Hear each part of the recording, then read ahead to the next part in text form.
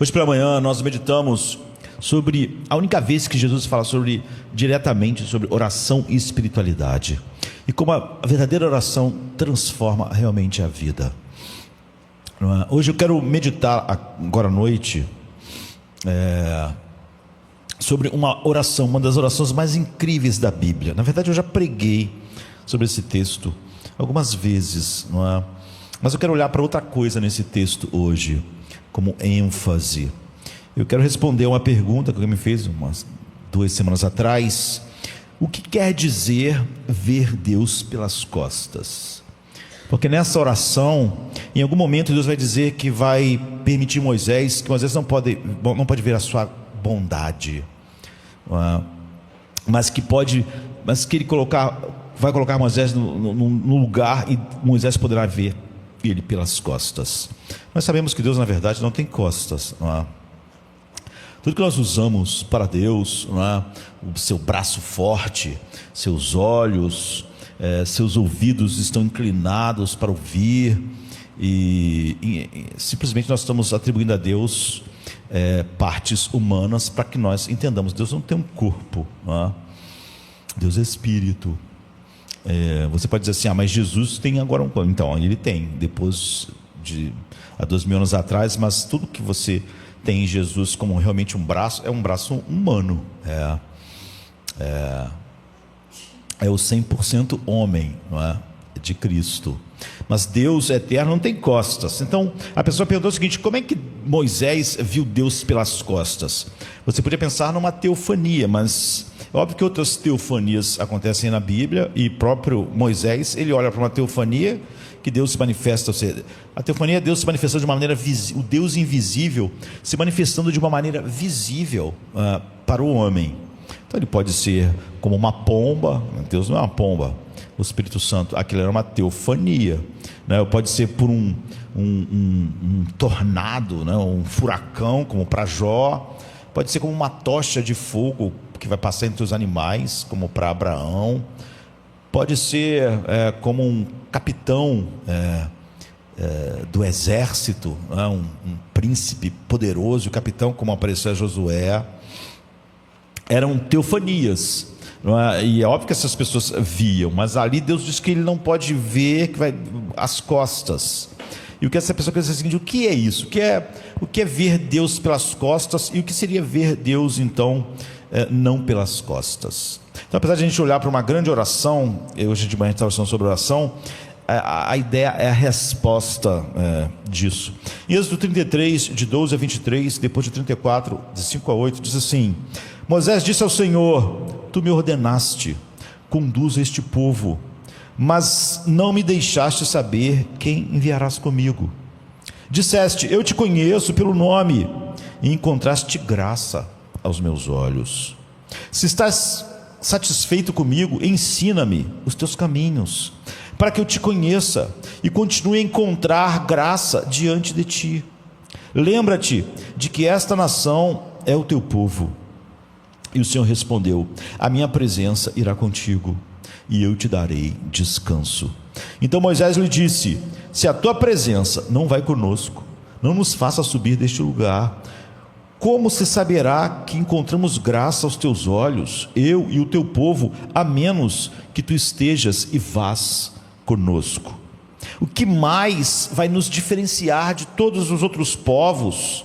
O que mais vai distinguir a mim e o teu povo de todas as outras nações, povos sobre a face da terra, que não seja a tua presença? E o Senhor disse a Moisés: farei o que me pedes, porque tenho me agradado de ti e te conheço pelo nome. Então Moisés disse: agora então mostra-me a tua glória. E o Senhor disse: farei passar toda a minha bondade diante de ti e proclamarei o meu nome, o Senhor, na tua presença. Terei misericórdia de quem eu tiver misericórdia. Paulo cita isso para falar sobre quem Deus salva, né? Em Romanos 9: terei misericórdia de quem eu tiver misericórdia, e me compadecerei de quem me compadecer. Mas disse ele: não poderás ver a minha face, pois ninguém pode ver-me e continuar vivo. Então o Senhor disse: há um lugar perto de mim onde poderás ficar em cima de uma rocha, entre a penha. Quando a minha glória passar, eu te colocarei numa fenda da rocha e te cobrirei com a minha mão até que eu tenha passado. Depois tirarei a minha mão e verás as minhas costas, mas a minha face não verás. E se a gente vai para o texto que eu falei em 34, diz: então o Senhor desceu na nuvem, pôs-se ali junto a ele e proclamou o seu nome, o Senhor. E passou diante de Moisés, proclamando: o Senhor, Deus compassivo e misericordioso, paciente, cheio de amor e fidelidade, que mantém o seu amor a milhares e perdoa a maldade, a rebelião e o pecado, contudo não deixa o culpado sem punição. Castiga os filhos e os filhos dos filhos pelos pecados dos pais, até a terceira e quarta geração. Moisés se curvou imediatamente até o chão e adorou a Deus. Essa é uma das passagens mais incríveis da Bíblia, por isso que eu já preguei sobre ela, falando sobre oração. É óbvio que a gente vai falar um pouco sobre oração, mas a questão é, aqui a pessoa falou: o que é isso? Por que Deus disse que ele o veria pelas costas? O que é ver Deus pelas costas? Já que Deus realmente não tem costas como nós. E o que seria ver Deus não pelas costas? Já que Deus também não tem um rosto, na verdade, como nós. Então essa noite a gente quer olhar essa que é uma das mais surpreendentes orações da Bíblia, e as respostas a essa pergunta, que é uma resposta incrível para nós. Moisés diz: mostra-me a tua glória, que é uma oração surpreendente. Quem dera todas as orações fossem assim, né? Mas a resposta de Deus não é menos surpreendente do que a resposta de Moisés, porque ele faz um pedido totalmente espiritual e centrado em Deus: me mostre a tua glória. E a resposta de Deus seria: maravilhoso, eu gostaria, mas não posso, porque isso te mataria. Então a gente quer responder àquela pessoa vendo o que acontece nessa oração. E qual é a resposta profunda àquela pergunta? O que é ver Deus pelas costas? O que aconteceu com Moisés ao ver Deus pelas costas? E o que seria o oposto disso? Ou seja, ver Deus não pelas costas. Então a oração de Moisés, por glória, por ver a glória.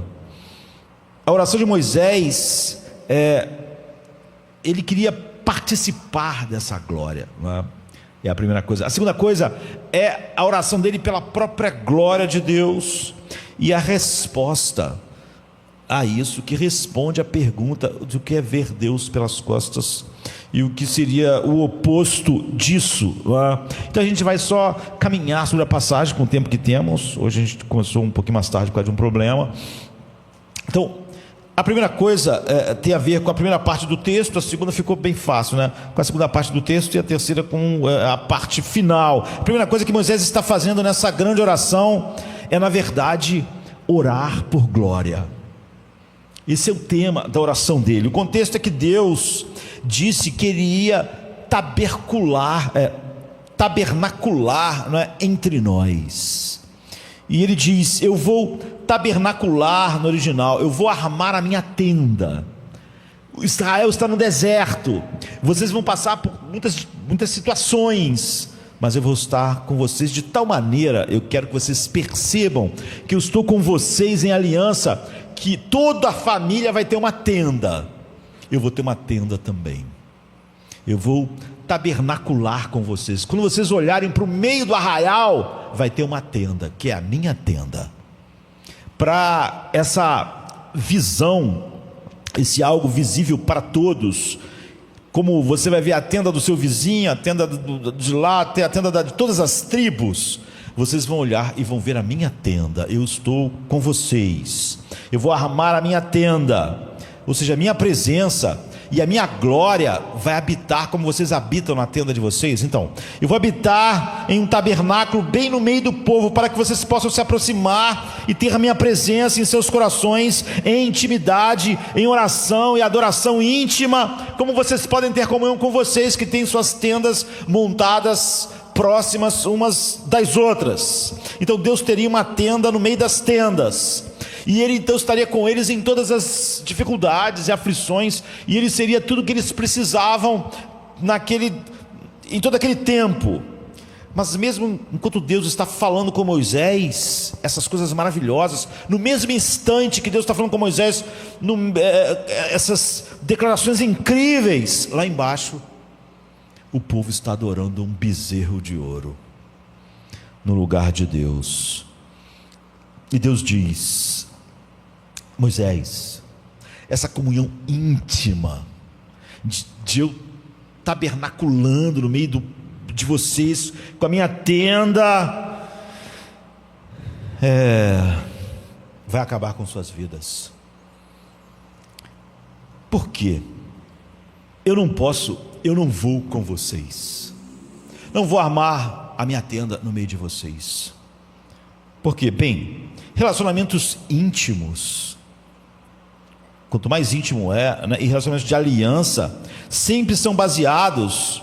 Por exemplo, um relacionamento clássico de aliança é o casamento, né? Em que cada parceiro honra profundamente uma pequena lista de coisas que o cônjuge ama e odeia. A comunhão íntima me faz me comprometer com uma lista daquilo que o meu cônjuge odeia e eu não vou fazer, e aquilo que ele ama que eu vou fazer, porque senão não há comunhão íntima. É assim que eu honro aquele relacionamento, é assim que ele é íntimo. Na verdade, quando você se casa, na cerimônia de casamento, o seu cônjuge deveria apresentar-lhe uma lista, e você a ele. É muito estranho, as pessoas dizem assim: o meu marido não é o que, ele não é assim, ele não é assado, ele não é assado. Como assim? A minha esposa, você devia ter visto isso antes. Devia haver essa lista, devia ficar claro. Se ele não preenche as coisas que você acha importante, você não devia ter casado. Mas eu casei porque eu gostava. Então você foi inconsequente. O verdadeira relação íntima há essa lista de coisas que eu amo e odeio. O marido não pode dizer: mas minha esposa, ele devia conhecer ela, e agora ele deve estar comprometido com as coisas que ela ama, em se comprometer com aquilo, e com as coisas que ela odeia, não fazer. Você não pode ver isso depois, e aí depois querer que a pessoa mude para se encaixar em algo que não estava claro, ou então que você não achava importante. Se você não achava importante, não faz parte da lista das coisas que você ama e odeia, porque senão você diz: isso aqui eu odeio, e como essa pessoa não vai honrar essa coisa que eu odeio, ela vai continuar fazendo, então eu não vou me aliançar com ela. É impossível, não há como ter comunhão, ele fazendo coisas que eu odeio e odiando coisas que eu amo. Em outras palavras, se você faz as coisas que seu cônjuge absolutamente odeia, e se você deixa de fazer as coisas que o teu cônjuge ama, você simplesmente viola a lista, e não haverá nenhum tipo de relacionamento íntimo verdadeiro, ainda que haja o casamento. Agora, Deus é melhor do que nós, porque na verdade a gente não faz isso. Quando as pessoas querem casar, elas passam por cima de tudo. A pessoa tem um gênio que ela não gosta, a pessoa tem maneiras que ela não gosta, tem um temperamento que a pessoa não gosta, mas a pessoa quer casar, então ela não vai deixar isso tudo para lá. Depois ela vai fazer essas exigências, mas ela não pode. Deus é melhor do que nós, porque a gente não dá a lista um ao outro, e nós queremos que depois, durante anos, aquela pessoa adivinhe o que a gente odeia e o que a gente não odeia, o que a gente ama e o que a gente não ama. E se aquela pessoa não adivinhar, nós começamos a reclamar. Ele era para ter percebido que eu sou assim, que eu sou muito frágil, que eu sou muito assim, que eu sou muito carinhosa, essa pessoa é mais seca. Devia ter sido visto antes. Mas eu espero que durante 10 anos essa pessoa descubra uma lista que eu deixei secreta, e aí eu me acho no direito de falar: não estou feliz porque a lista não está sendo... Mas que lista? Você queria que o outro descobrisse a lista. Mas quando Deus diz: eu quero um relacionamento íntimo com vocês, uma aliança, Ele entrou no relacionamento com o seu povo, Ele nos deu a lista. O resumo dela são os 10 mandamentos. Essas são as coisas que Ele realmente ama, e mostra as coisas que Ele realmente odeia. E como o profeta disse, como duas pessoas andarão juntas se elas não concordam? Essa, Deus está dizendo, é uma base para o nosso relacionamento íntimo. É por isso que nós estamos mortos para a lei, mas nós fazemos tudo para obedecer a Deus. Não mais, a lei não é um meio de justificação. Não estamos tentando ser salvos. Quando obedecemos Deus, é que em nosso amor por Ele, nós honramos esse relacionamento, querendo agradá-lo, olhando o que Ele fez na cruz, para mostrar o seu amor, e até onde Ele foi por nós. Nós respondemos assim, honrando o relacionamento. Mas enquanto Deus está falando sobre isso, o povo está lá embaixo com o seu bezerro, e era a primeira coisa da lista: não terás outros deuses diante de mim. Não temos como ter uma comunhão, intimidade profunda, se você tiver outros deuses. Então Deus diz: não podemos ter esse relacionamento íntimo. Moisés, eu não vou colocar meu tabernáculo, minha tenda no meio de vocês, porque eu vou destruir vocês. A minha presença vai destruir vocês. Êxodo 33, nos primeiros versículos, Deus diz isso a Moisés. É uma coisa incrível. Ele disse: sobe para a terra que eu te prometi com juramento a Abraão. Eu fiz uma promessa que daria a terra a Abraão, Isaque e Jacó. Eu enviarei um anjo diante de vocês, e esse anjo vai dar toda a vitória que vocês precisam.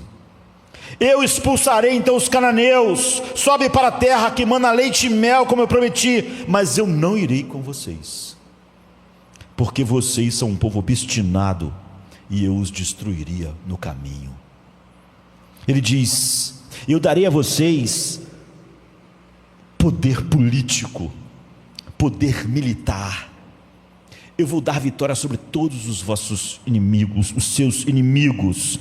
E eu darei a vocês uma terra que mana leite e mel, e vocês terão tudo do bom e do melhor. Eu darei a vocês sucesso econômico, vão ser uma nação rica. Eu vou dar a vocês prosperidade, vou dar a vocês riqueza, eu vou dar a vocês poder. Mas eu não vou habitar com vocês.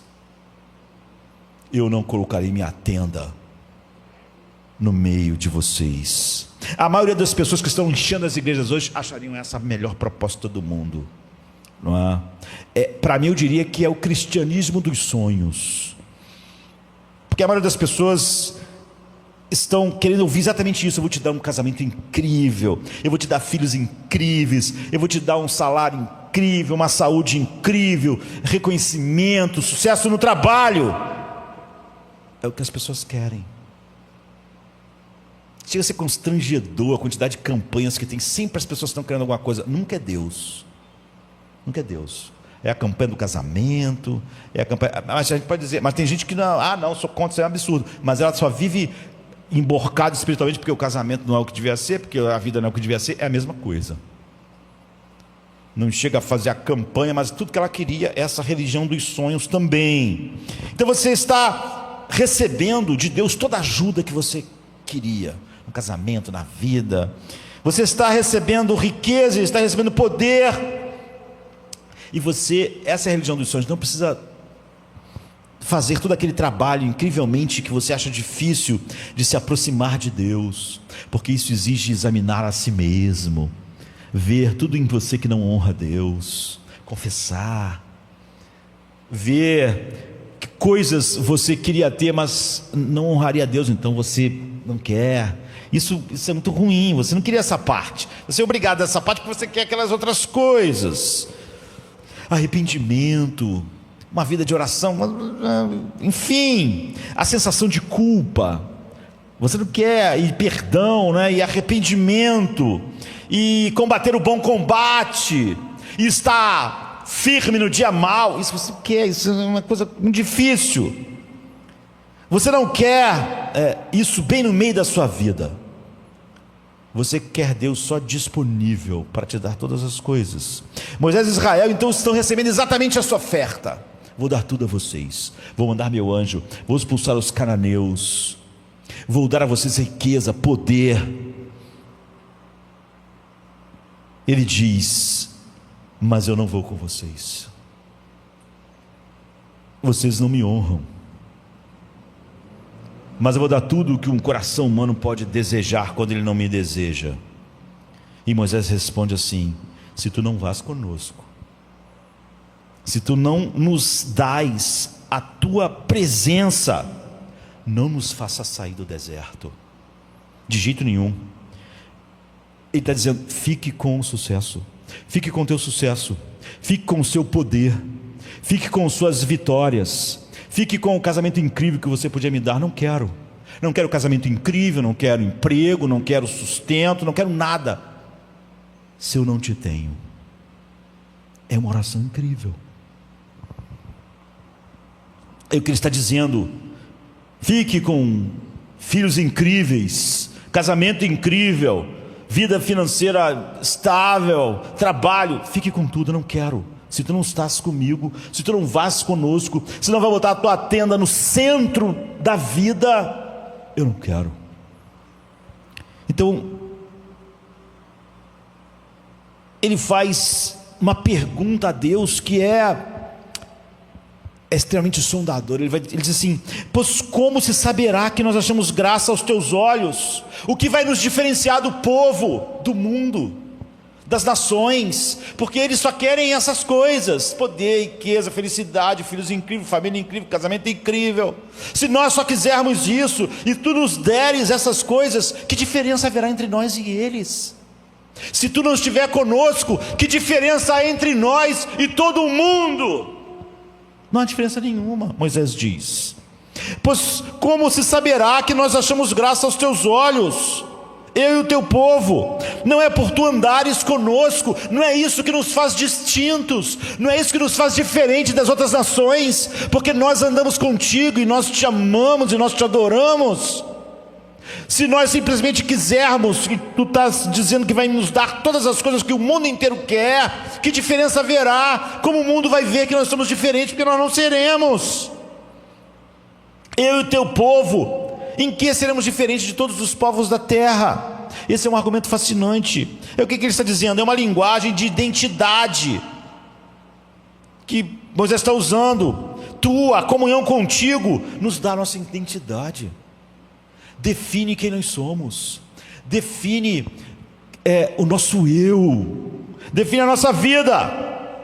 Não é o nosso casamento que nos define, não é nosso dinheiro, nossa saúde, nossos filhos, capacidades. O que nos dá identidade és tu, Deus. O que te distingue de todos os outros sobre a face da terra, ele está dizendo, o povo de Israel, é que o que faz de você não ser um rosto no meio da multidão simplesmente, o que te distingue de quem trabalha contigo lá amanhã, segunda-feira, no departamento público, no hospital, no banco, no comércio, o que te distingue da pessoa que trabalha contigo?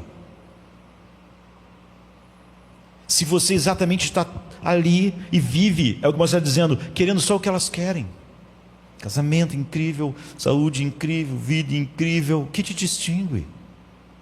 O que dá identidade a eles é o que te dá identidade. Você está dizendo, o que nos diferenciaria do mundo inteiro, não é o que nos diferencia exatamente que tu habitas no centro das nossas vidas. Portanto, o que Moisés está dizendo é o seguinte: Deus, não queremos marcadores distintivos de identidade. Não queremos casamentos incríveis, nem filhos incríveis, nem família incrível, nem saúde incrível, porque é isso que define a identidade dos outros povos. É isso que faz eles sentirem que estão vivendo bem, que são felizes, é isso que dá a autoestima deles. E se é isso que nos dá também, que diferença há entre nós e eles? Não há nenhuma, há zero. Não queremos que nossa identidade venha do nosso casamento, não queremos que nossa identidade venha do poder político, não queremos que nossa identidade venha da riqueza, de nós vencermos os cananeus e habitarmos na terra que mana leite e mel, de termos uma família e termos todos os recursos dessa terra. Não queremos que nossa identidade seja firmada sobre poder e riqueza, porque que diferença haveria entre nós e todos os povos do mundo? Veja, no mundo Se eu sinto que tenho posses, se eu sinto que tenho poder, então eu sinto que sou alguém. Essa expressão quer dizer isso, né? Eu sou alguém. Quando alguém diz isso, eu não sou nada, ele está falando, ó, tá vendo, eu venci. Vencer o quê? Ele tem um pouco mais de dinheiro do que outros. Ele tem um casamento mais feliz. Ele é alguém. Ele tira a sua identidade. Eu não sou qualquer um. Eu não sou um João ninguém, eu sou alguém. Eu tenho uma identidade, eu tenho uma autoestima. E ela vem de que eu venci os cananeus. Eu dominei a terra. Eu tenho grandes riquezas. Eu tenho uma terra que manda leite e mel. Eu moro numa casa assim. Eu tenho minhas videiras. Eu tenho minha grande família. Eu tenho minha identidade. Eu não sou ninguém. Eu não sou ninguém no mundo. Eu não sou um povo qualquer. É disso que tira a autoestima. Moisés está dizendo de maneira surpreendente. E olha que ele foi criado como o neto do faraó. Ele bem podia estar apegado. Ele via como o faraó tirava a sua identidade do que ele se achava um deus, do seu palácio, do seu poder. Foi assim que ele foi criado por 40 anos. Moisés está realmente dizendo, surpreendentemente, eu sei melhor do que isso, Deus. Essas coisas não podem nos dar identidade. Nós seremos simplesmente mais um povo no mundo, como todos os povos do mundo que tentam tirar sua identidade de todas as coisas e vivem miseravelmente. A razão pela qual Moisés está dizendo isso é que a riqueza, o poder, a popularidade, todas as coisas que Deus disse, eu vou dar a vocês, são formas de glória. É como o homem busca glória. A palavra glória, né, kavod, ou kabod, aqui no, né, aportuguesando, que significa, por um lado, peso, solidez, realidade, também significa importância. Deus tem glória nesses dois sentidos.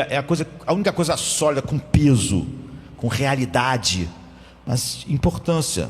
E a nossa palavra, não é uma palavra que a gente podia usar, não é? Para a matéria, é a mesma palavra. A gente traduz isso. Por quê? Porque fala de algo físico, como ter peso mesmo, algo que realmente é pesado, mas também significa importância e significado. Por isso a gente usa as expressões, isso tem peso na minha vida. Quando eu vou tomar uma decisão, o que tem mais peso nessa decisão? O que é levado mais em conta? O que tem mais peso? O que tem mais glória? É isso, não? Então o fato é que os seres humanos não podem viver sem glória. E essa é o desespero da alma humana. Todos foram destituídos da glória. Mas não podemos viver sem glória. Não podemos. Você ouve isso? Ninguém pode viver sem glória. O ser humano vive nessa inquietação porque ele busca por glória, algo que ele não tem mais. E ele busca por glória em todas aquelas coisas que Deus disse que ia dar ao povo de Israel, mas que ele não iria junto com eles. Nós precisamos de uma garantia profunda de que nossa vida vale a pena,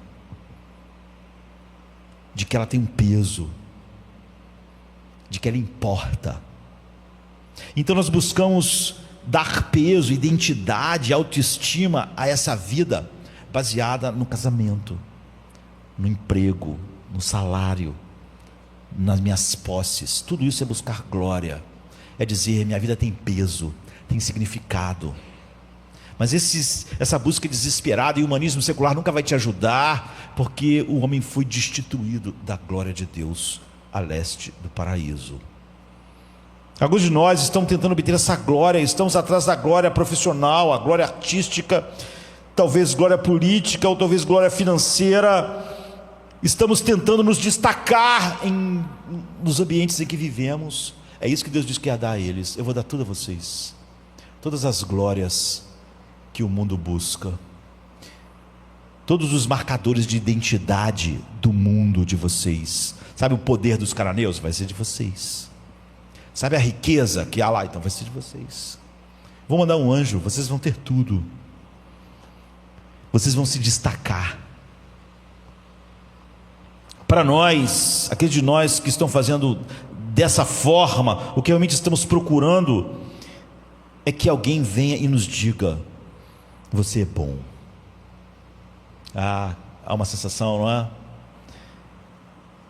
Eu li as coisas que você escreve, você é bom, você é um dos melhores. Eu ouvi a música que você canta e você é bom, é um dos melhores. Eu vi como você trabalha bem em programação, você é muito bom. Nós pesquisamos os melhores e chegamos à conclusão que temos que contratar você.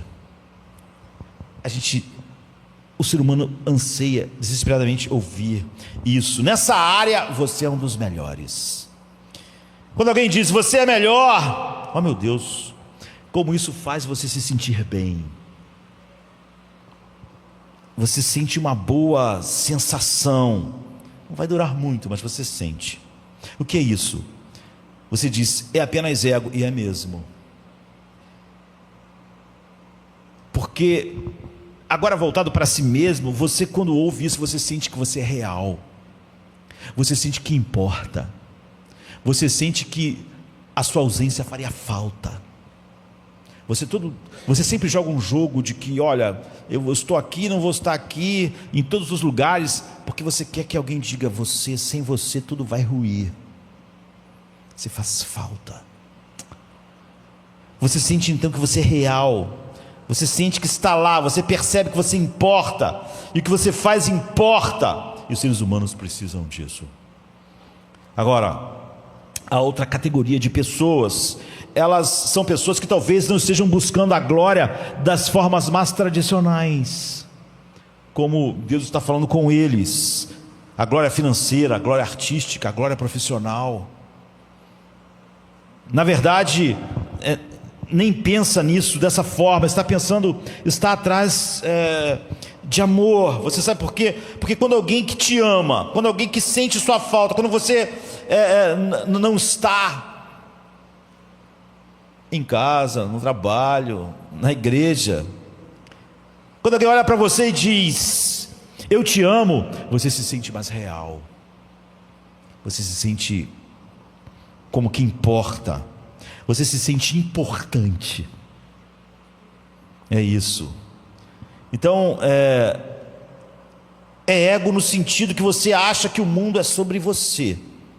E é por isso que essas glórias falsas te dão identidade. Mas é uma necessidade verdadeira da alma. Glória. Você não pode viver sem glória, porque quando você vê uma pessoa dizendo, ou mesmo sentido, eu não importo para ninguém, nada do que eu faço importa para alguém, as pessoas parece que nem sabem que eu existo. Quando você vê pessoas assim, realmente, você sabe que essa pessoa está em perigo. Pessoas assim se matam. Por quê? Porque você não pode viver sem glória. E ela busca glórias falsas, e se ela não encontra nada, ela pode chegar a extremos. Mas Moisés sabe que todas as fontes de glória, exceto Deus, são corruptíveis, desvanecem e estão desvanecendo. O que a gente quer dizer com isso? Em primeiro lugar, todas as fontes de glória, exceto Deus, e a presença amorosa de Deus, e Deus disse, eu não vou com vocês, mas vou dar todas as fontes de glória que o mundo acha que traz glória. Vou dar a vitória, vou dar a terra, vou dar tudo, casamento incrível, filho incrível, família incrível, vou dar tudo, menos eu. Todas essas outras coisas, diz Moisés, estão desvanecendo, elas desaparecem. Ele, anos atrás, já tinha, a Bíblia diz em Hebreus, ele considerou o opróbrio de Cristo melhor do que todos os tesouros do Egito. Você vê, ele há tempos atrás tinha aprendido que a identidade dele não vinha de ele ser filho da filha de Faraó, de ser um príncipe no Egito. Não era isso que fazia ele se sentir alguém, ter autoestima. Ele tinha aprendido anos atrás que essas coisas desvanecem, que ser o cara que é neto do cara mais poderoso do mundo inteiro e mais rico do mundo inteiro, e poder ter a família que ele quisesse, não dava uma identidade a ele e autoestima verdadeira. Então Moisés sabia todas essas coisas. Eu vi o faraó envelhecer, eu vi a família real morrendo, eu vi. Você pensa que tem, então no dia seguinte elas se foram. Então você nem mesmo tem as coisas só, você não tem mais um eu, você não tem mais uma identidade, você não tem você mesmo, porque é aquilo que te distinguia dos outros. O que te distingue dos outros é o teu salário, é o teu casamento, é os teus filhos, é a tua posição. Moisés diz: o que nos diferenciar de todos os povos do mundo, se tu nos deres todas essas coisas e não estiver conosco? Não é a tua presença, não é a comunhão contigo que nos distingue e nos faz diferente de todos os povos, não é a nossa identidade fluindo de ti. Então é uma coisa apenas sair e trabalhar e ganhar o sustento. Isso é bom, mas se você está realmente tentando obter identidade do seu trabalho, isso é mal, porque o seu próprio eu vai ser baseado no sucesso. Você realmente vai se sentir um lixo quando a tua vida profissional não estiver indo bem, vai te levar para o chão, não é mais trabalho, vai te consumir. É sobre identidade, é sobre autoestima.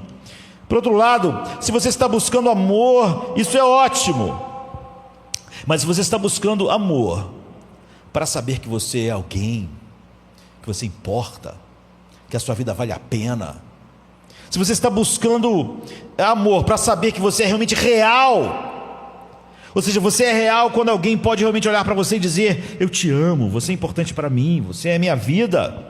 Você está colocando um peso tremendo nessa pessoa, e você sempre vai estar cheio de problemas, porque essa pessoa é só um ser humano cheio de defeitos, e isso sempre vai estar ligado à sua identidade, sua autoestima e quem você é.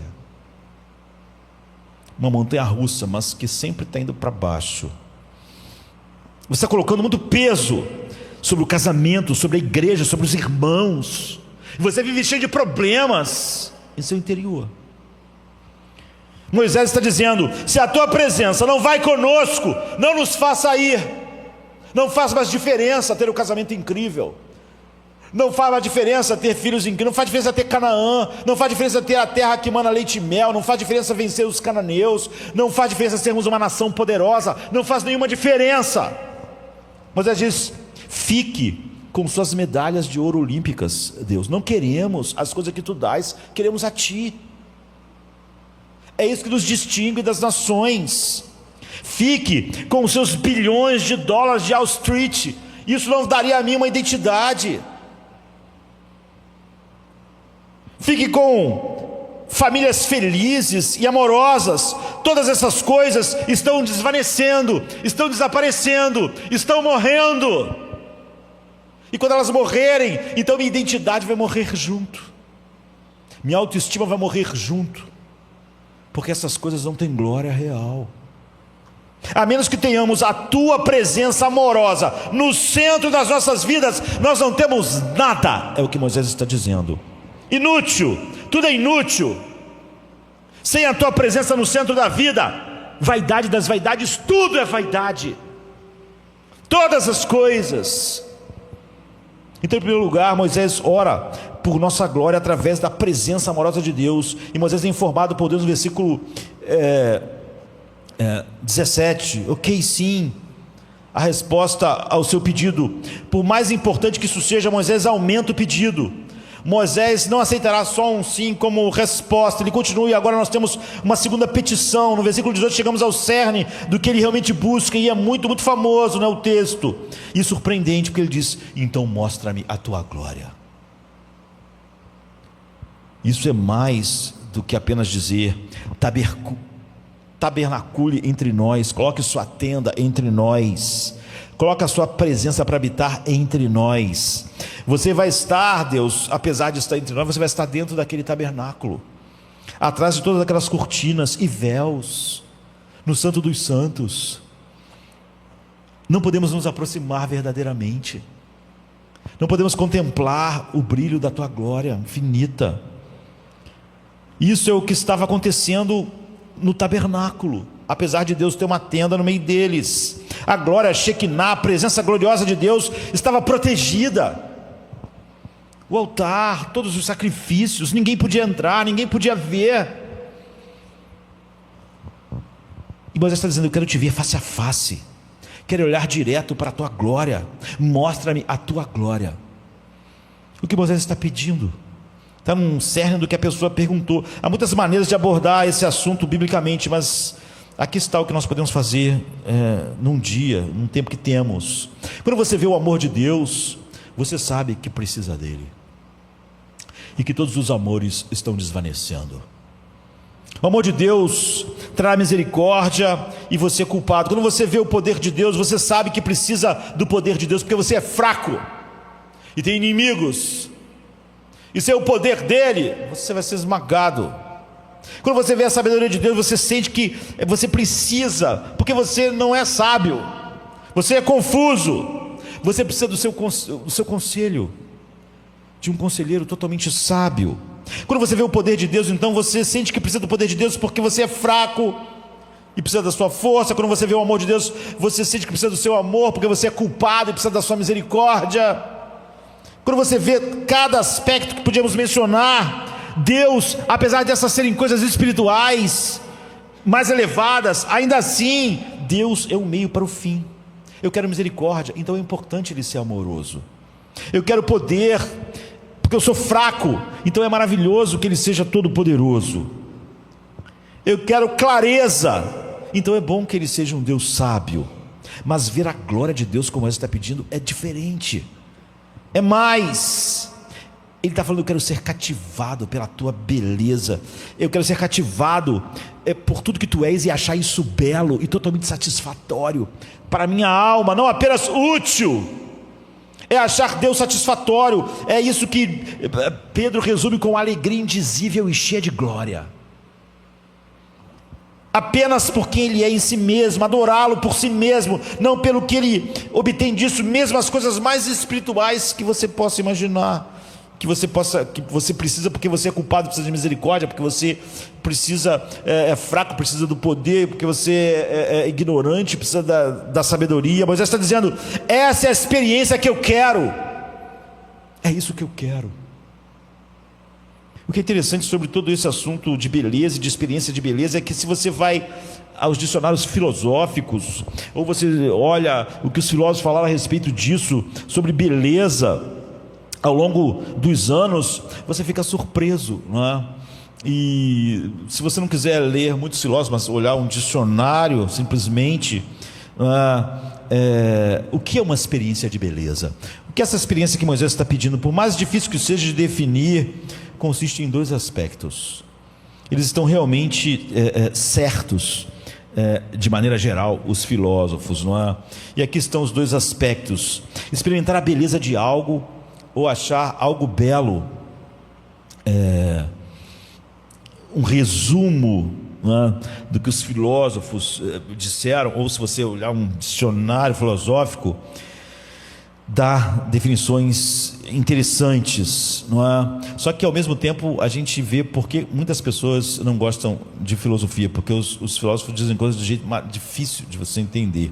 Por exemplo, num dicionário filosófico diz assim: experimentar a beleza de algo é um prazer direcionado à forma de um objeto sem determinação de seu propósito, o que leva a um sentido positivo imediato do significado da sua própria existência. Você pensa, isso está certo, mas isso é meio complicado, mesmo quando tentou resumir, não é? E talvez por isso você não goste de filosofia. O que ele está dizendo é o seguinte: e está certo, não é? É o que o pensamento filosófico chegou, mas está certo. Em primeiro lugar, experimentar algo como belo significa prazer em um objeto sem considerar o seu propósito. O que significa isso? Significa que quando você vê algo que obtém prazer, não porque aquilo te dá alguma coisa realmente, a não ser o prazer nela mesma, ela não tem uma utilidade que não seja o deleite. apenas estar na presença daquilo, sem esperar que aquilo tenha uma utilidade, apenas apreciar aquilo, é uma satisfação e um prazer em si mesmo, desfrutar aquilo, não o que aquilo pode dar. É parte de qualquer outro propósito, né? Como a gente faz com as coisas. Quando isso acontece, o filósofo está dizendo, você está experimentando a beleza. Você não está pensando, como isso me ajuda? Como isso é útil? Então imagine a situação, você está noivo, vai se casar, está animado, e durante o noivado, o teu cônjuge sabia que a sua família tinha posses, mas na semana do casamento você tinha feito investimentos em bolsa, em negócios que podem dar errado, e deu tudo errado, e você agora está pobre. E a pessoa que ia casar com alguém muito rico agora vai ter que casar com alguém pobre, e ela diz, eu não vou casar. Você dizer, você se sente violado, não é? Essa pessoa estava comigo só por causa do que eu poderia proporcionar para ela, não era por causa de mim. Essa pessoa não me amava por mim mesmo, eu era um meio para um fim, ela queria uma boa vida, e agora ela acha que eu não vou poder dar uma boa vida, então eu não sirvo mais. Em outras palavras, era o dinheiro que era amado, eu era o meio para aquele fim, ter uma vida abastada. Você se sentiria então violado. Você se sente violado, você não precisa ter dinheiro. Se alguém está próximo de você só porque acha que você pode dar alguma posição, algum lugar, e quando você diz que aquilo quando a pessoa percebe que você não vai dar aquilo, a pessoa de seu amigo vira seu inimigo, você sabe, eu estava sendo usado. Você se sente violado. Essa pessoa se dizia meu amigo, mas ela não era meu amigo por mim, ela achava que eu podia dar alguma coisa a ela. Mas quando ela descobriu que eu não daria aquela coisa que ela queria, então eu passo de amigo a inimigo, simplesmente porque ela não recebeu o que ansiava, ou porque, como a gente falou lá, o cara perdeu todo o seu dinheiro, ou a mulher perdeu todo o dinheiro da família que ela tinha. Então você percebe, no entanto, que todos nós naturalmente tendemos a abordar Deus assim. Porque as pessoas espiritualmente sempre caem no buraco porque as coisas não estão indo bem. O que tem isso a ver com a minha vida espiritual? Meu casamento está ruim, meu emprego está ruim, a minha saúde está ruim, então espiritualmente eu fiquei ruim. Então, as pessoas não têm vergonha de dizer isso. Elas só estavam com Deus para ter um casamento bom. Como tudo está ruim, então elas, diferente de Moisés que disse, se tu não vas conosco, a gente não quer ir para lugar nenhum. Não, elas dizem, eu queria algumas coisas, Deus não está dando, minha vida espiritual está no buraco, estou decepcionado. Qual é o problema com Deus? Tenho vivido para Ele, tenho obedecido, tenho participado daquilo que Ele chamou para viver, e Ele não está fazendo o que eu quero. É porque você se casou com Deus por causa do dinheiro dele. E quando você acha que Deus não está te dando o dinheiro que você casou com Ele por causa desse dinheiro, então você não o ama. Moisés sabe que todos nós nos relacionamos com Deus assim, que todas as pessoas, mesmo quando falavam em Deus, se relacionavam assim. E isso não distinguia Israel de nenhum povo, se fosse essa verdade. Eu preciso disso de ti, eu preciso daquilo de ti, eu preciso daquilo outro de ti. Mas ele diz, como seria realmente ter uma experiência da beleza de Deus? Para que, independente das suas orações serem respondidas ou não, apenas estar na presença dEle, apenas vê-lo porque Ele é, apenas desfrutá-lo e louvá-lo e conhecê-lo, ser o seu próprio prazer e não um meio para nada. Não a maneira de obter algo, mas Ele mesmo ser o nosso prazer. Dizer como Davi, tu és a porção da minha herança e do meu cálice. O objeto é belo. O filósofo diz, quando você tem prazer nele, independente de qualquer outro propósito. A segunda coisa da definição filosófica que ela nos dá é interessante. Qual é a natureza desse prazer que você sente na presença do belo? Quando você está de pé num penhasco e olhando para o oceano, e você pode simplesmente ficar lá horas, porque a beleza do oceano te enche de prazer. É belo, mas o que é isso? O que está acontecendo? Não é? Que tipo de prazer é esse que faz eu ficar olhando o oceano? E o que isso significa? Não é um prazer físico, não é comida, não é nenhum outro prazer físico. O que é então olhar para um belo oceano, olhar para um belo diamante, olhar para as estrelas, olhar para o céu noturno, olhar para uma montanha incrível? Então você está na presença da beleza.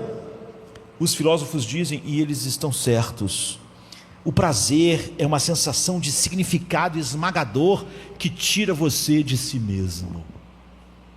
Quando você está olhando para o oceano e você está ali, o que significa? Significa que quando você está na presença de algo realmente belo, você simplesmente sabe que a vida não é um conto contado por um idiota cheio de som e fúrias sem significado. Não é essa expressão famosa, né, de Shakespeare, Macbeth, né, que diz que se você tirar dos seres humanos o som e a fúria, a agitação, a coisa, o que sobra é um conto contado por um idiota, é uma história sem significado, que essa agitação faz os homens não perceberem que a vida deles é uma idiotice, que os marcadores de glória dele não são nada, como Macbeth mesmo, não é? Que fez de tudo para ser rei. Então, você sabe que a vida significa algo, e que você significa algo, você sai de si mesmo, é o que o filósofo está dizendo. Quando você vê uma beleza assim, você esquece você mesmo, você não fica ali olhando para o oceano, mas eu estou cheio de problema, você esquece um pouco de todas essas coisas, e você fica ali. E se você estivesse diante da beleza final, então você estaria completamente livre da autoabsorção. Os filósofos estão certos. Elaine Scarry, uma professora americana de literatura, já está 70, quase 80 anos, acho que 78 anos mais ou menos a idade dela, mas ela é ainda professora de literatura em Harvard, e estética e teoria geral do valor na Universidade de Harvard, e ela tem um pequeno livro chamado Sobre a Beleza e o Ser Justo. E ela diz que quando você está na presença do belo, sua alma encontra uma espécie de descanso momentâneo, porque essas não são belezas finais, e você obtém esse sentido do significado esmagador que satisfaz tanto a alma, que empurra você para fora de si mesmo, ela diz. Ou seja, você não fica centrado em você. É por isso que você consegue passar aquelas horas olhando para o oceano, olhando para aquela montanha, sem ficar pensando em você mesmo, em como está a vida, e isso dá uma sensação de descanso, porque a verdadeira beleza tira você de você mesmo e te bota em algo maior, e sente que a vida não tem significado por causa de você e do seu trabalho, ela é algo maior mesmo. Você não está mais absorvido em si mesmo, com todos os seus problemas e suas necessidades, e você simplesmente sente que a vida tem um valor não centrado em você. Quando você experimenta música bela, ela diz, estrelas belas, oceano belo, uma visão bela, há um descanso infligido à alma, em um sentido esmagador de significado da vida e da sua própria vida, e isso empurra você para fora de si mesmo, em direção aos outros, porque ela não está falando como alguém que conhece a beleza final, não é? Moisés sabe disso, e Moisés de repente percebe, espere um minuto, não é? Se isso acontece quando eu experimento a beleza do oceano, a beleza do deserto à noite, vendo as estrelas, a beleza do diamante, a beleza dos palácios, como seria ver a beleza absoluta de Deus, da qual fluíram os oceanos, as montanhas, os céus, os seres humanos?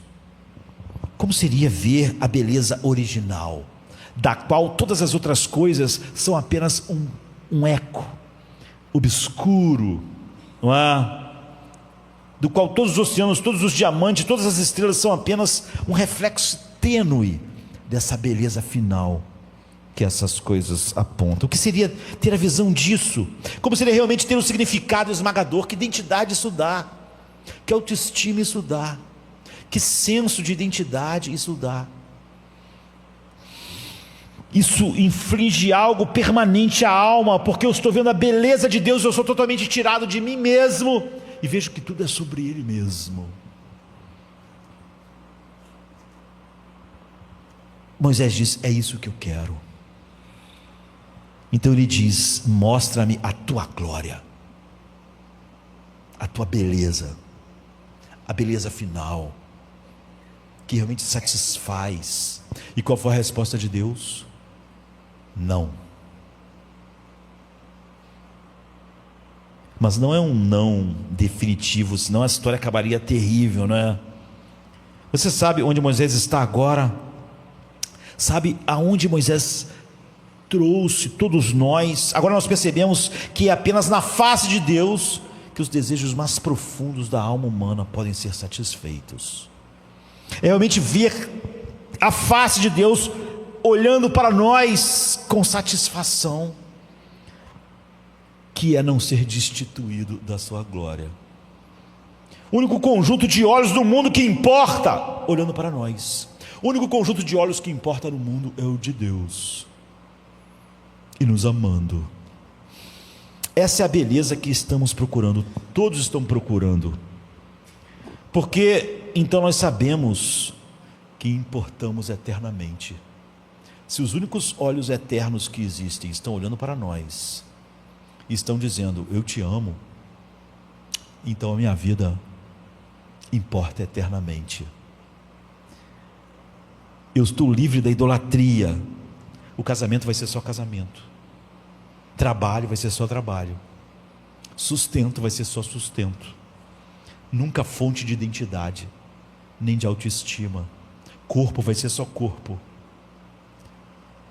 Ter Deus nos olhando assim, ver a face de Deus voltada para nós em amor, e saber que nós importamos para Ele, é saber que nós importamos para sempre, porque nós importamos para o único ser, como Jesus disse, que tem a vida em si mesmo. Essa é a coisa que nós mais precisamos, essa garantia infligida profundamente às nossas almas. Isso nos faz viver e morrer bem, porque não estamos mais voltados para nós mesmos, porque a beleza, todas as outras belezas tendem a tirar você de você mesmo durante um tempo. Então você fica olhando a beleza da montanha e esquece você mesmo, teus problemas, a tua família, as pessoas que não gostam de você, você esquece, porque você está olhando a montanha e você está ali por um tempo, né? por um tempo. Então a única coisa que nós mais precisamos no mundo todo, quando é descoberta, a única coisa que realmente nós precisamos e pedimos, Moisés pediu, Deus disse: não, você não pode ter isso.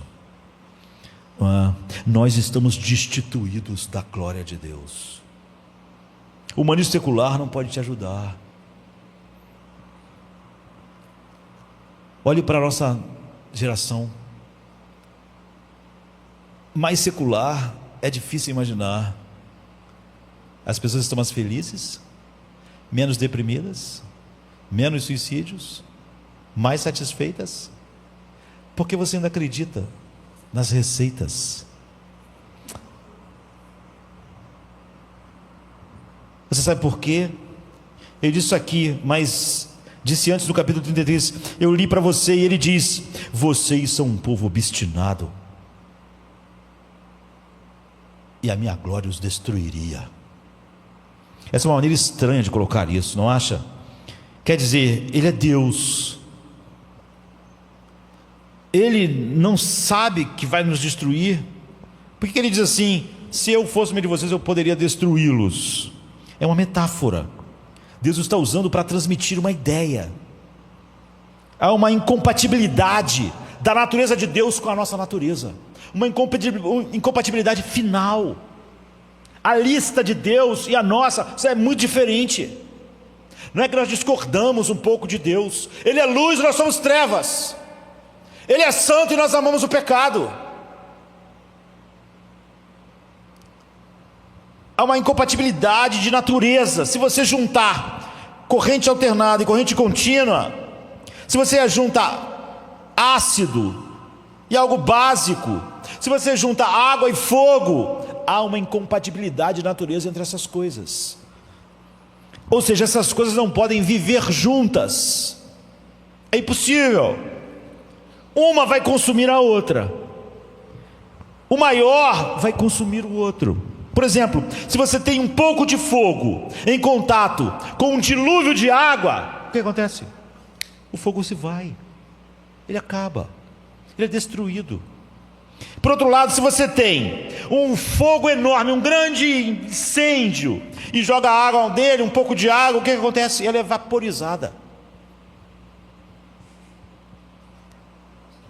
Se você traz a santidade infinita e a majestade de Deus, a santidade de Deus em contato com criaturas finitas, Deus diz: vocês vão ser destruídos. Você não pode viver comigo. Se eu te trouxesse para perto de mim, você seria destruído como um pouco de água é destruído pelo fogo, ou como um pouco de fogo é destruído por um monte de água. Então a única coisa no mundo que nós mais precisamos, nós nunca podemos ter,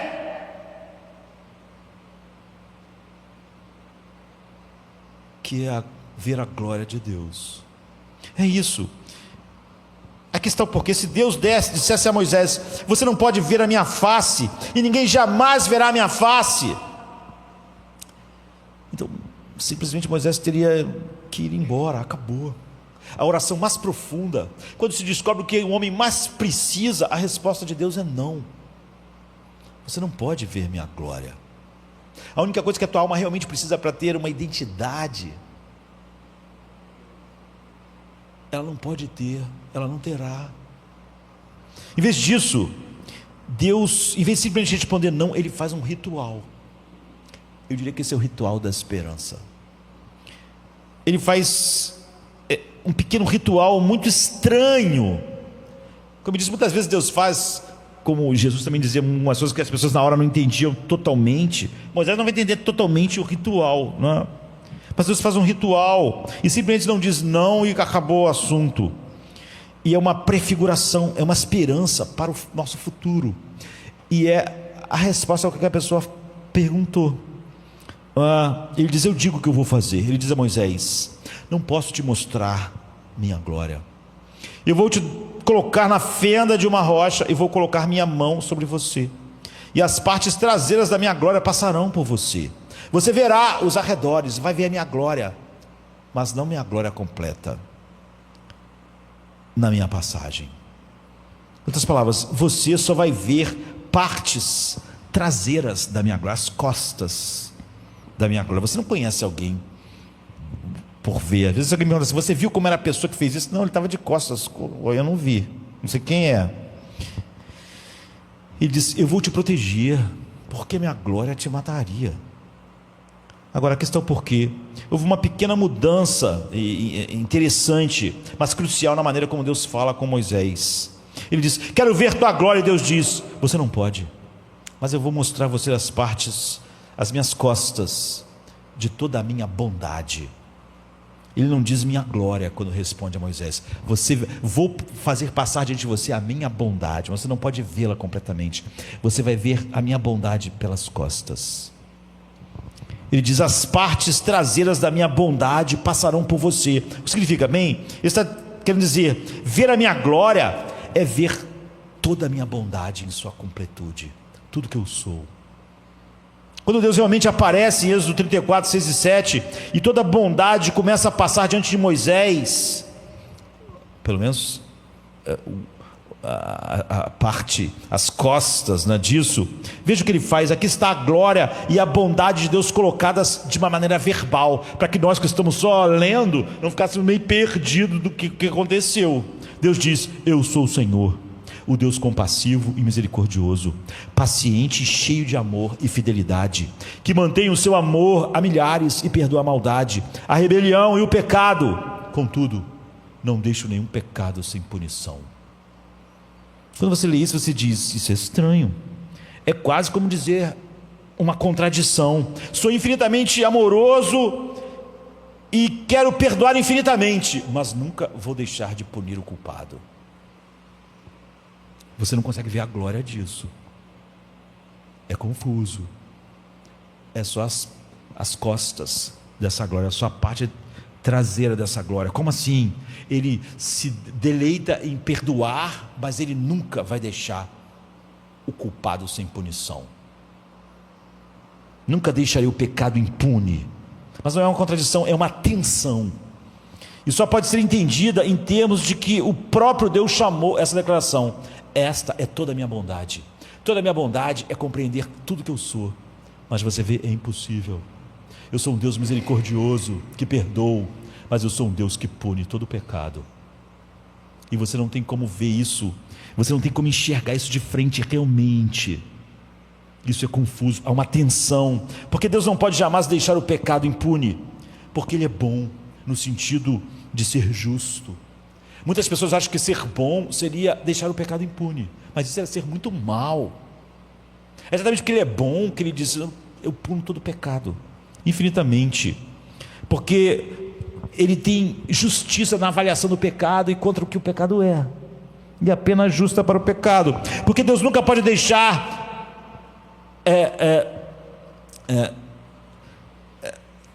nunca salvaria alguém eternamente.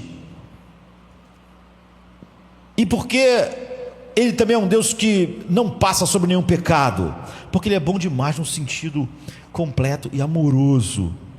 Ele é misericordioso, o que mostra que sempre que Ele salva, Ele não deve nada, nem a homens, nem a anjos. Agora espere um instante, você diz: espere, Ele não pode ter tudo, Deus não pode ter tudo. Ou Ele vai ser perfeitamente justo, o que significa que não vai salvar ninguém, ou Ele vai ser perfeitamente amoroso, mas Ele não vai poder punir todo mundo, porque como é que Ele mostraria a sua graça? Deus pode ser meio bom no sentido de ser justo, ou meio bom no sentido de ser amoroso, uma coisa ou outra, mas Ele não pode ser totalmente bom. Ele não pode ser infinitamente justo e infinitamente amoroso e misericordioso. O que Deus está dizendo é o seguinte: sim, essa é a minha bondade, isso é que mostra tudo que eu sou, essa é a minha glória final, essa é a minha beleza, a glória da sua graça, a cruz, a razão pela qual Deus criou o mundo, decretou a queda. Entenda isso, Moisés ouviu isso,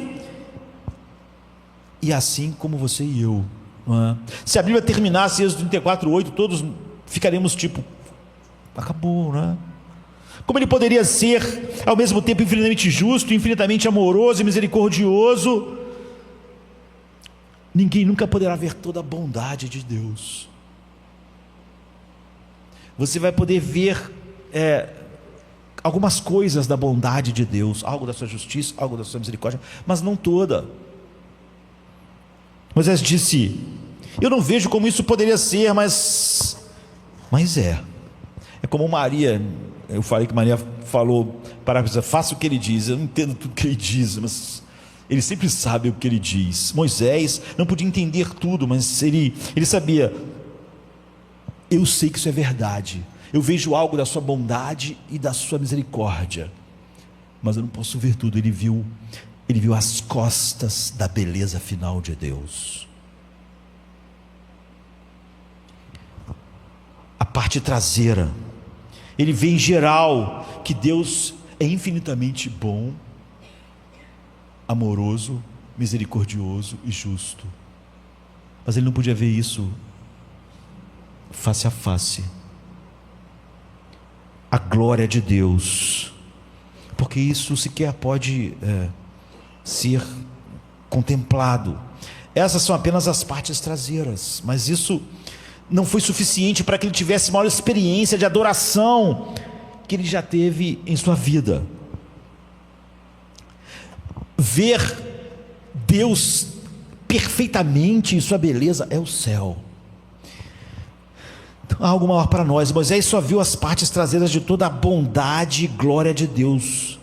Você sabe que João 1 tem a audácia de dizer que Jesus Cristo se fez carne e tabernaculou entre nós, a mesma expressão que é usada aqui, não é? Então no grego, João 1,14, o escritor do Evangelho realmente diz: Jesus tabernaculou entre nós, ele montou sua tenda entre nós, como o Êxodo está dizendo, porque João está evocando exatamente aquela história. Ele diz: e o verbo se fez carne, no original, e tabernaculou entre nós, e vimos a sua glória, glória como do unigênito do Pai, cheio de graça e verdade.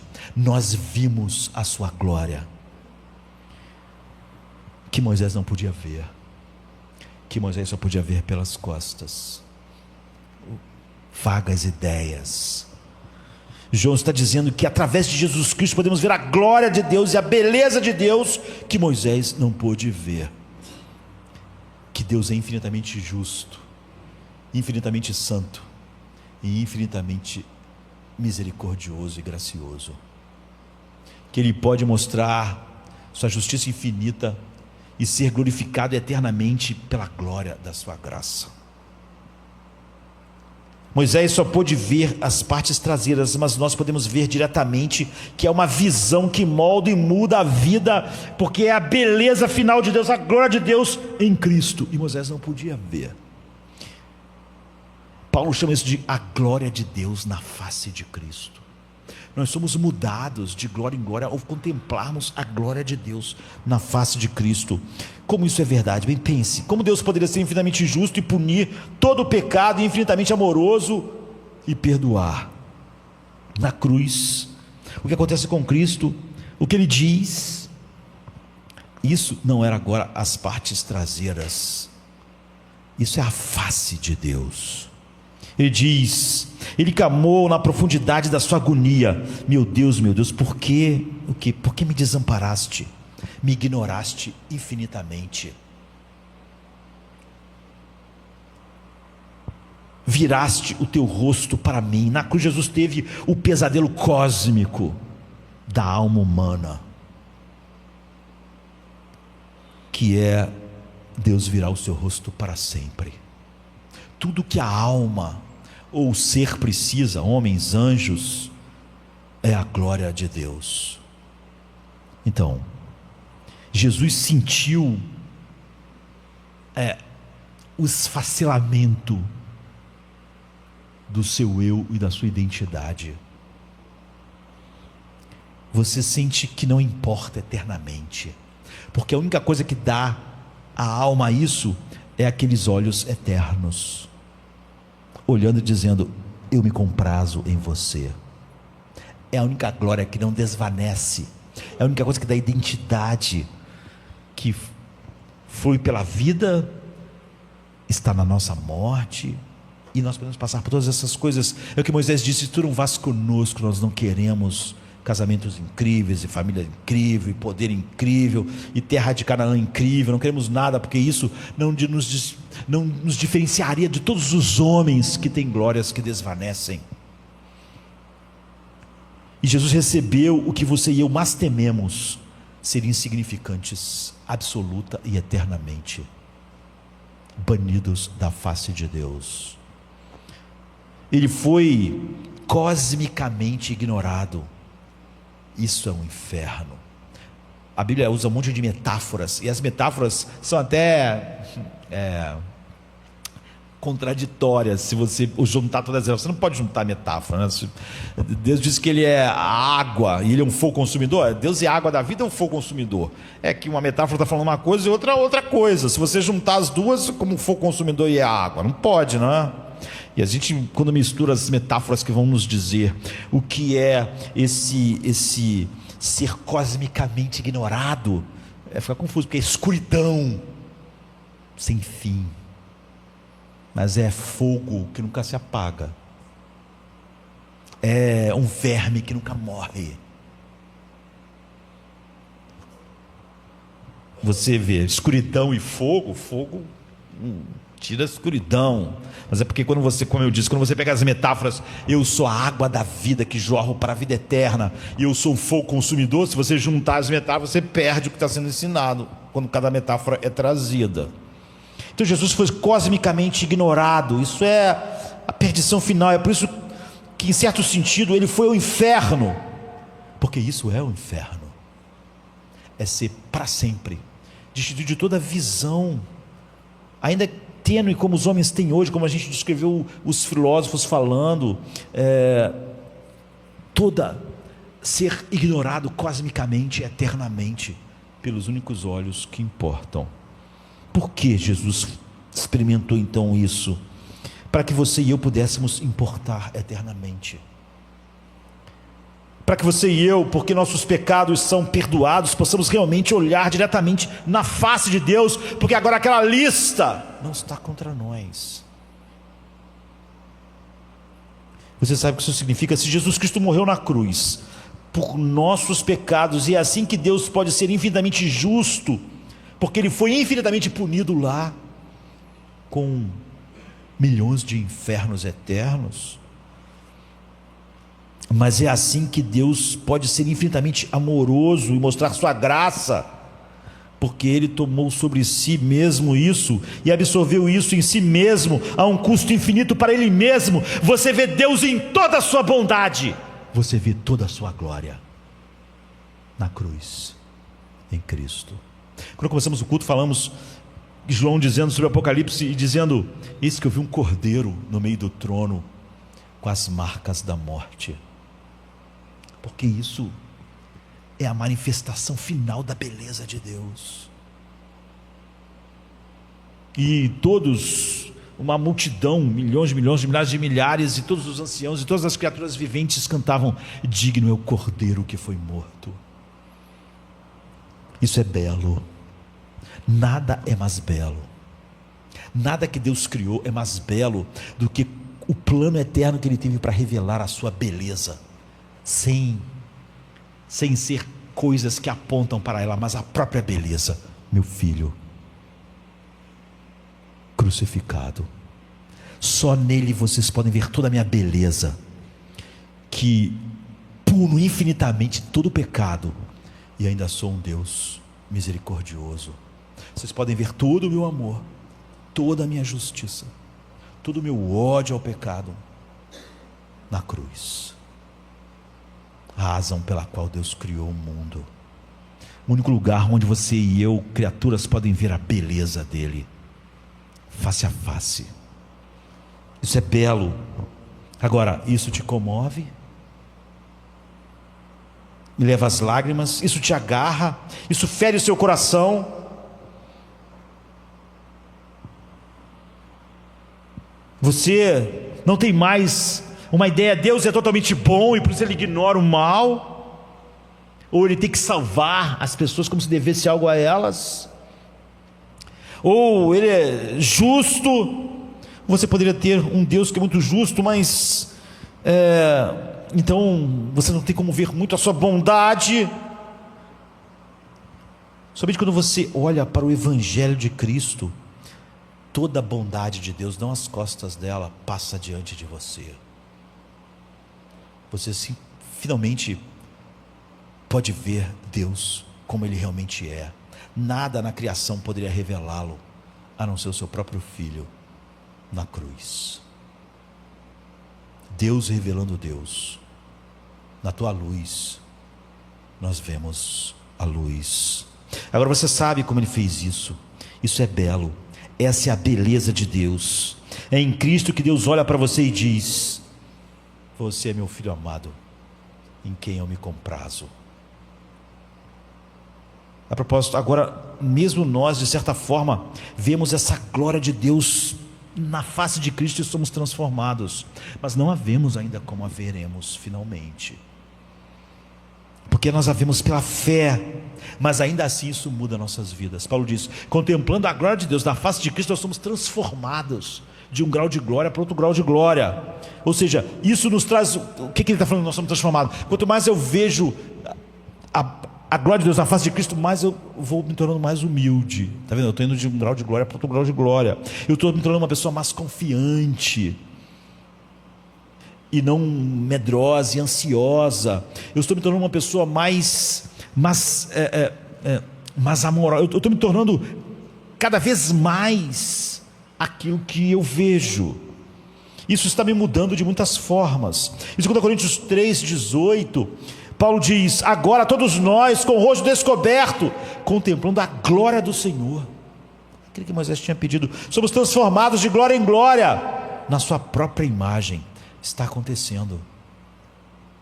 Essas pessoas não estão tirando sua identidade mais dos seus casamentos, dos seus trabalhos, das suas famílias. Essas pessoas, como Moisés, descobriram. Ele não descobria como isso era possível, ver a glória de Deus finalmente. Ele pediu isso. Mas essas pessoas descobriram que se tu não vai conosco, todas essas coisas são glória que estão desvanecendo. Mesmo agora, vemos mais da beleza da glória de Deus do que Moisés jamais viu neste mundo. Mas um dia, não será por fé. 1 João 3 diz: amados, agora nós somos filhos de Deus, e o que o seremos ainda não foi manifestado, mas sabemos que quando Ele se manifestar, seremos como Ele, porque o veremos como Ele é. Quando nós contemplarmos a face de Cristo, não por fé, mas face a face, nós seremos glorificados. Pedro, em 1 Pedro 2, coloca dessa forma: antes vocês não eram povo, mas agora são povo de Deus. Vocês não tinham recebido misericórdia, mas agora receberam. Vocês não tinham amor e não tinham glória, agora vocês podem se alimentar dela, podem respirar, podem vestir essa beleza, podem beber a beleza de Deus em Cristo. Ele chamou isso de alegria indizível e cheia de glória. Como aqueles cristãos podiam viver desesperados no mundo? É ali, é no Calvário que nós vemos Deus, não pelas costas, mas vemos bondade e misericórdia, justiça e juízo, toda a bondade de Deus face a face. Vemos pela fé e somos transformados, e quando vermos face a face realmente, então seremos como Ele é, porque veremos finalmente toda a glória da bondade de Deus, e veremos isso para sempre. Então nós temos que agradecer a Deus toda a glória que nós vemos face a face em Cristo agora, e pedir a Ele um coração que tenha uma visão mais profunda possível, e começarmos a entrar nas profundezas dessa glória em Cristo.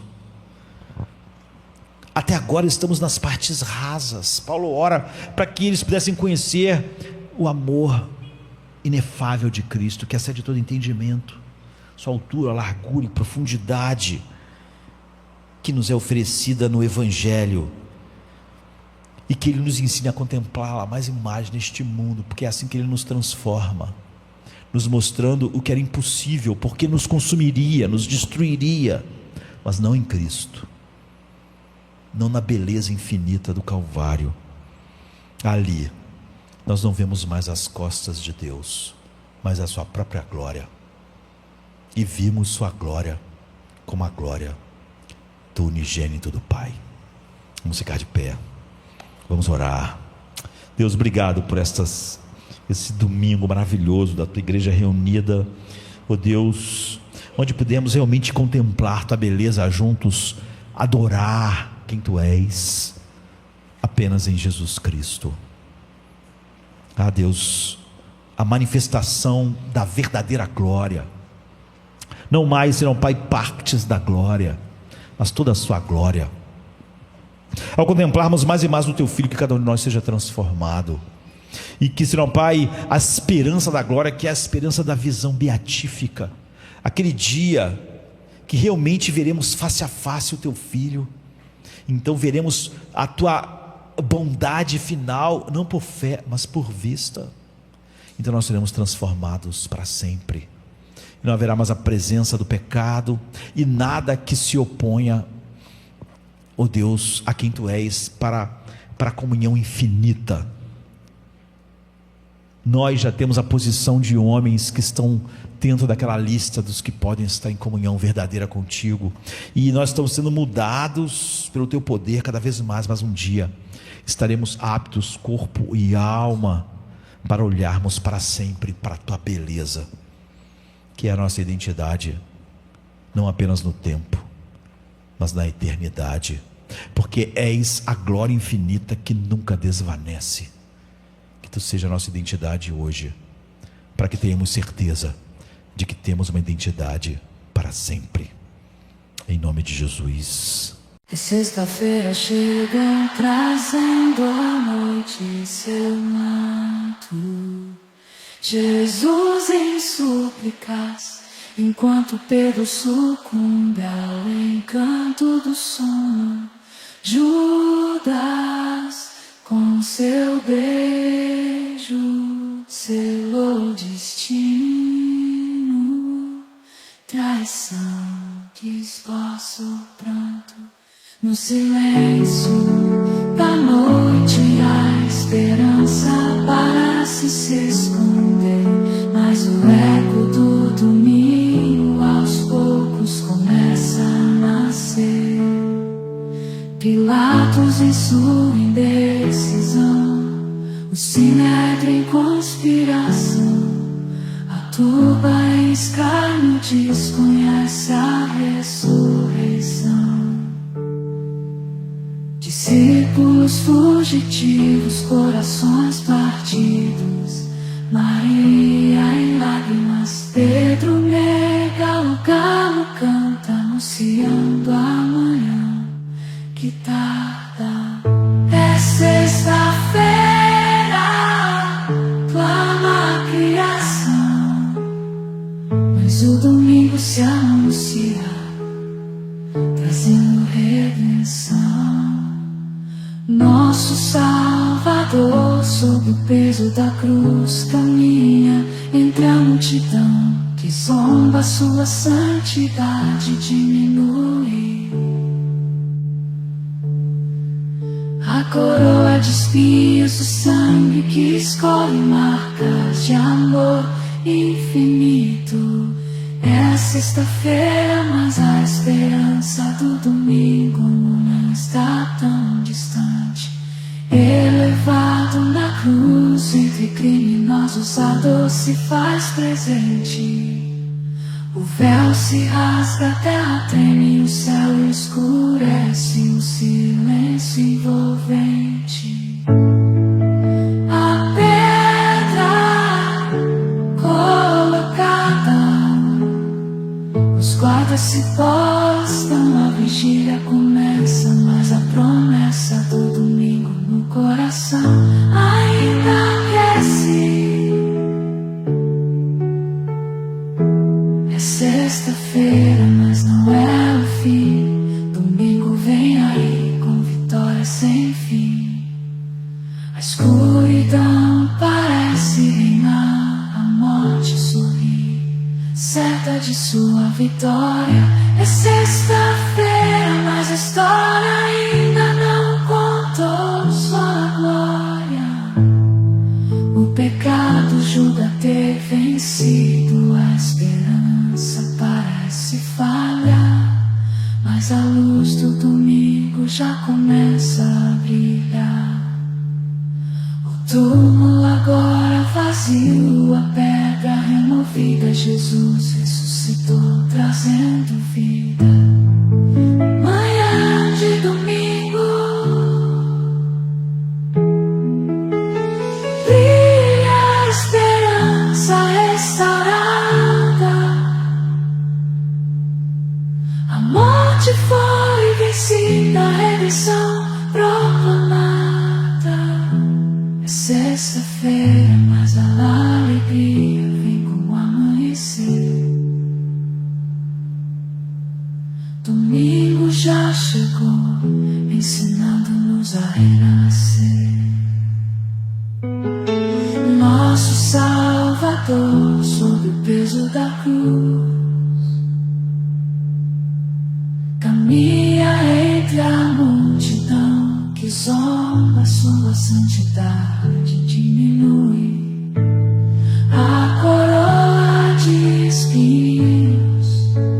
o sangue